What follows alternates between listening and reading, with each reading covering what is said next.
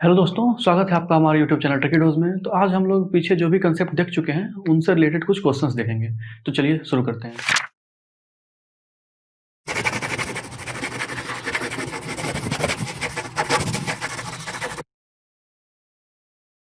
तो ये रहा हमारा पहला question.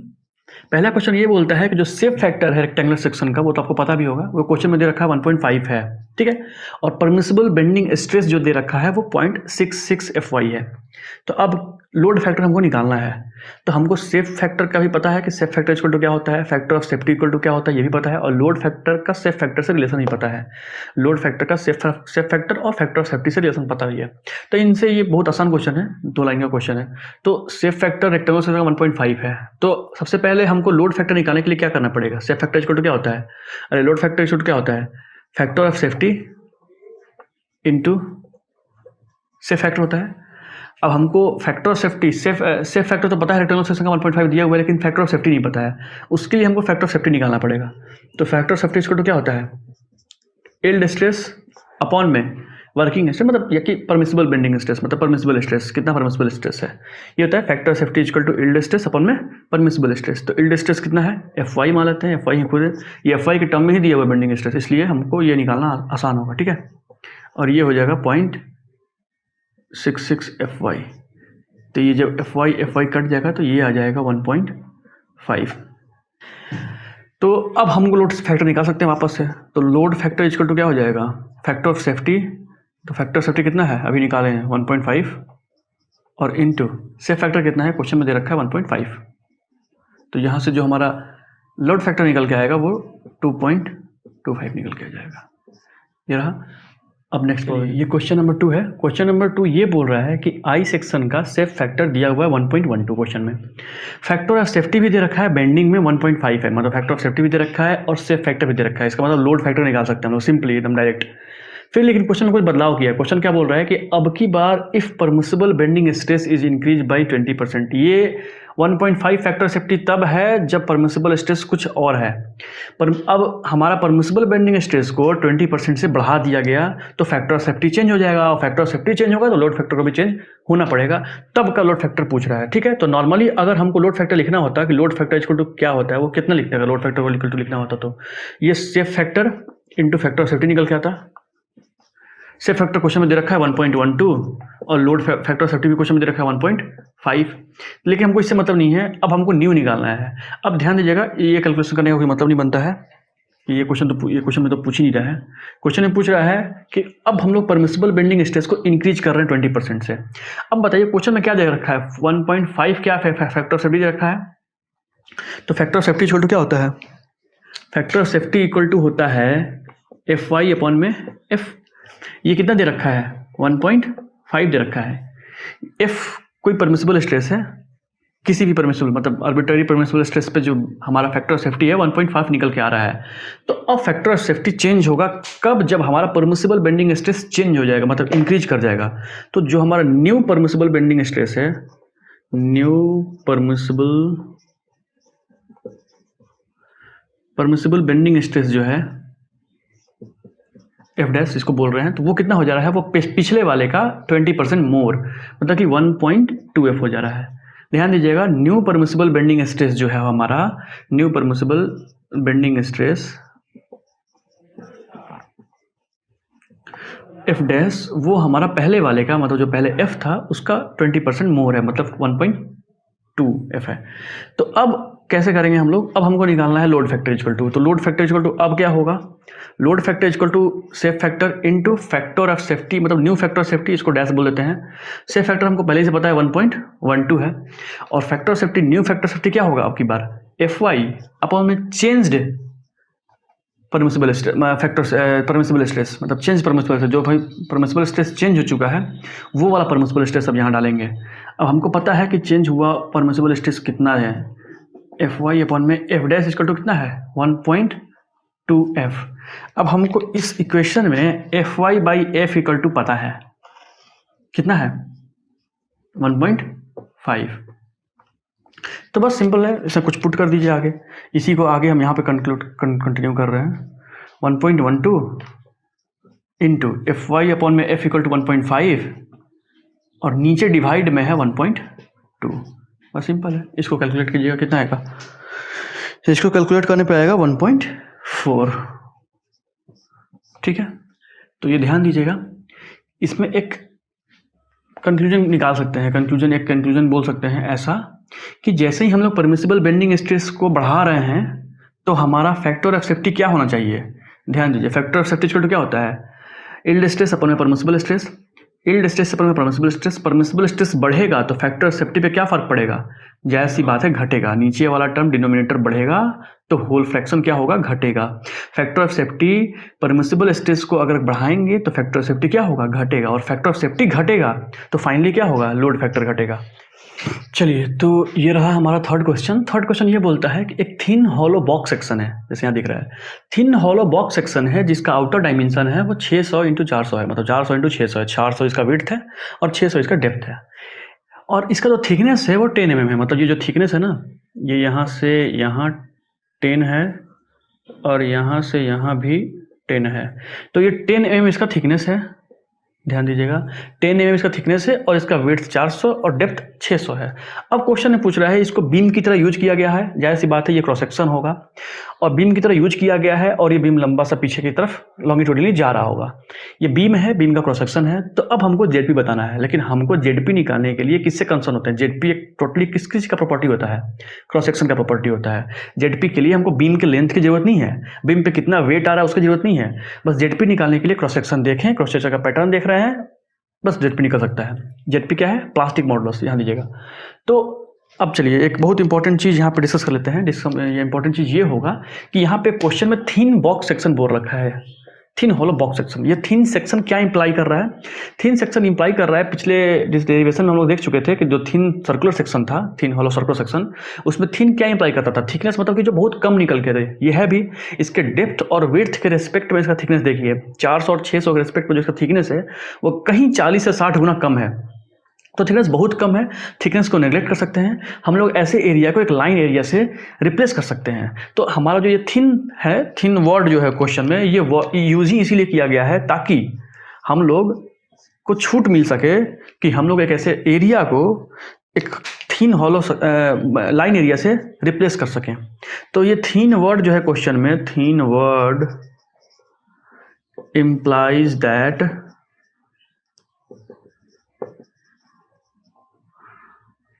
the area can be replaced by a line area। Line area करने से होगा क्या? लाइन एरिया करने से हमारा जो कैलकुलेशन होगा वो बहुत आसान हो जाएगा। लाइन एरिया करने से जो हमारा कैलकुलेशन होगा वो बहुत आसान हो जाएगा। इसका सेंट्रॉइड एरिया ये सब निकालना बहुत आसान रहेगा। तो इसको जब लाइन एरिया में कन्वर्ट करेंगे तो ध्यान दीजिए कैसे करेंगे लाइन एरिया में कन्वर्ट। पहली बात कि ये एकदम इस एक्सिस के अबाउट सिमेट्रिकल दिखाई दे रहा है क्या? इस एक्सिस के अबाउट। तो इस एक्सिस के अबाउट सिमेट्रिकल होने का मतलब कि ये प्लास्टिक न्यूट्रल एक्सिस साफ साफ हो सकता है, ऊपर हाफ एरिया नीचे हाफ एरिया हो सकता है। ये प्लास्टिक न्यूट्रल एक्सिस भी होगा, इलास्टिक न्यूट्रल एक्सिस भी होगा। आगे हम लोग वैसा क्वेश्चन भी देखेंगे जिसमें प्लास्टिक न्यूट्रल एक्सिस और इलास्टिक न्यूट्रल एक्सिस अलग अलग होगा, वो आगे आएगा। लेकिन अभी फिलहाल बहुत सारा क्वेश्चन ऐसा ही आएगा जिसमें इलास्टिक न्यूट्रल एक्सिस और प्लास्टिक न्यूट्रल एक्सिस सेम होता नजर आएगा। क्यों? क्योंकि क्रॉस सेक्शन एकदम सिमेट्रिक है। इसके एक्सिस सेंटर के अबाउट, सेंट्रॉइड के अबाउट, सेंट्रॉइड से जब एक्सिस पास कर रहा है तो ये एक्सिस इसके सेंट्रॉइड से भी पास कर रहा है और ये एक्सिस इसको इक्वल टू इक्वल एरिया में डिवाइड भी कर रहा है। तो इसलिए ये प्लास्टिक न्यूट्रल एक्सिस भी है और इलास्टिक न्यूट्रल एक्सिस भी है। तो जब इसको हम लोग लाइन एरिया में कन्वर्ट करेंगे तो कैसे कन्वर्ट करेंगे? ध्यान दीजिए, इसका बस लाइन बना दीजिए, लाइन इंडिकेट कर दीजिए। इसका लाइन इंडिकेट कैसे करेंगे? ये रहा, इसका लाइन इंडिकेट कर दीजिए, सिंपल, आउटर टू आउटर।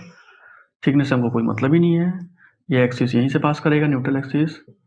हो गया लाइन एरिया खत्म।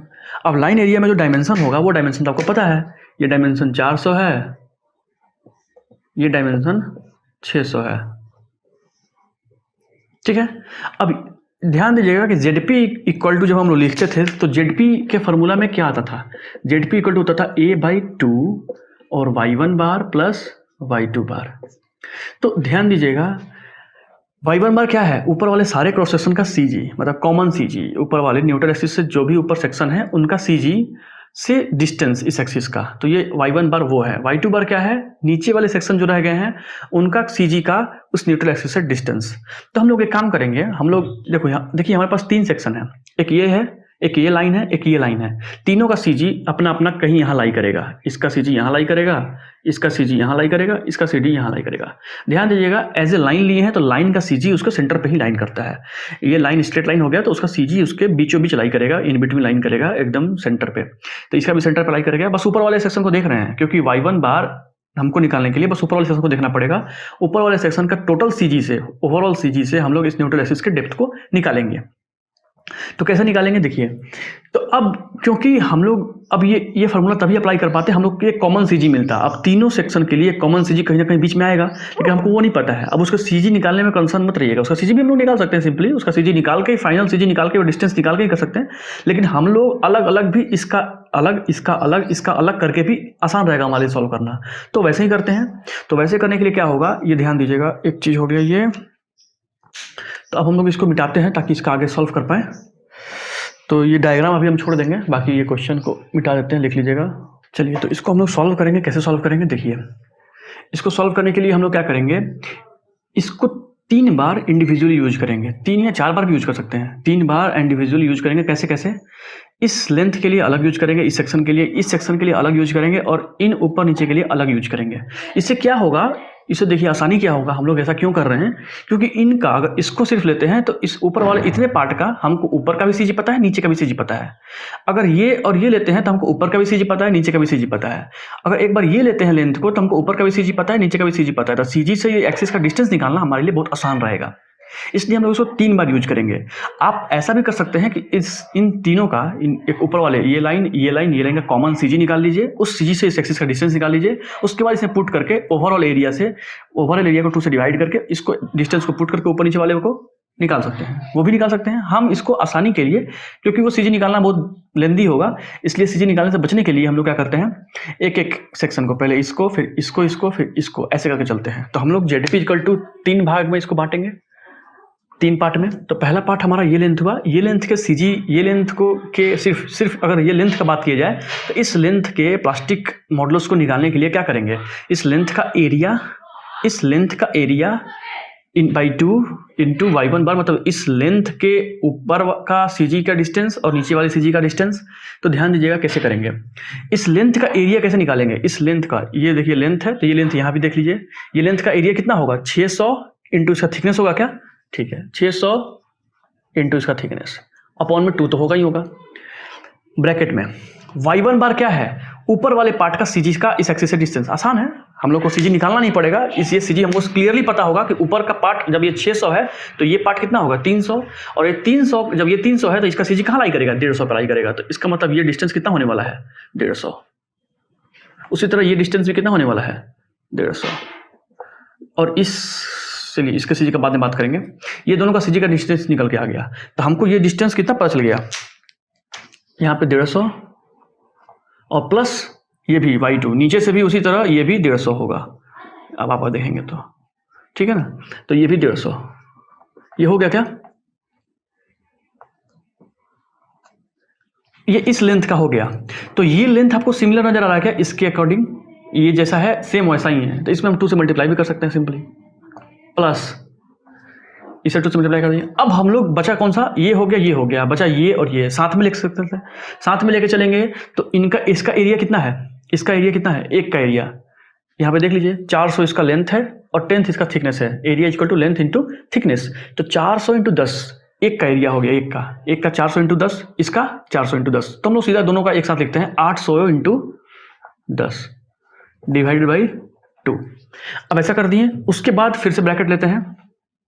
अब ब्रैकेट में क्या लिखेंगे, ये ऐसा कर दीजिए, हाँ। अब ब्रैकेट के अंदर क्या होगा हमारा, y1 बार और y2 बार। तो इस ऊपर वाले पार्ट के लिए, नीचे वाले पार्ट के लिए y1 बार और y2 बार कितना होगा, ये आपको दिख रहा होगा। तो ऊपर वाले पार्ट का सिंपली, ऊपर वाले पार्ट का सीजी का इस एक्सिस से डिस्टेंस कितना है, 300 है, क्योंकि जब ये 600 है तो इस एक्सिस से इसके सीजी का डिस्टेंस, टॉप पार्ट का डिस्टेंस कितना होगा, हाफ होगा। तो ये हो गया 300, ये नीचे वाला उसी तरह, नीचे वाले का सीजी भी कहीं यहाँ लाई करेगा जो कि 300 के डिस्टेंस पे होगा, कहाँ से, न्यूट्रल एक्सिस के डेप्थ से, मतलब न्यूट्रल एक्सिस से 300, ये 300 ऊपर। तो यहाँ पे जो हम लोग लिखेंगे, यहाँ पे लिखेंगे 300 प्लस 300। तो ये ओवरऑल ऑफ सेक्शन का हम लोग प्लास्टिक मॉडुलस निकाल चुके हैं। इसको सॉल्व कीजिएगा तो ये आएगा जब इसको पूरा सॉल्व कीजिएगा, आप कैलकुलेशन पार्ट में हम नहीं जाते हैं, कैलकुलेशन पार्ट आप खुद से कर लीजिएगा कैलकुलेटर पे, वो निकल के आ जाएगा 4.2 इंटू, आंसर मैच कर लीजिएगा, 4.2 into 10 to the power 5, 10 to the power 5 mm³। ठीक है, ध्यान दीजिएगा प्लास्टिक मॉडल्स का जो यूनिट है, प्लास्टिक मॉडल्स का जो यूनिट है वो mm³ निकल के आता है। ये आप यहाँ से देख सकते हैं, area equal to m square, मतलब मीटर स्क्वायर, इसका यूनिट हो गया। ये मीटर प्लस मीटर, ओवरऑल कितना हो गया, मीटर प्लस मीटर, मीटर हो गया, मीटर प्लस मीटर, मीटर हो गया, और ये मीटर स्क्वायर, तो मीटर इंटू मीटर स्क्वायर कितना हो गया, मीटर³। तो ये mm में डायमेंशन था, इसलिए mm³ इसका यूनिट निकल के आ जाएगा। तो ये रहा थर्ड प्रॉब्लम, अच्छा प्रॉब्लम था, इसको नोट आउट कर लीजिएगा। ठीक है, तो आज के लेक्चर में हम लोग बस इतने ही क्वेश्चन को देखेंगे, नेक्स्ट लेक्चर में और भी क्वेश्चन देखेंगे। तब तक के लिए थैंक यू। अगर ये लेक्चर आपको पसंद आया तो लाइक कीजिएगा, चैनल पसंद आया तो सब्सक्राइब कीजिएगा।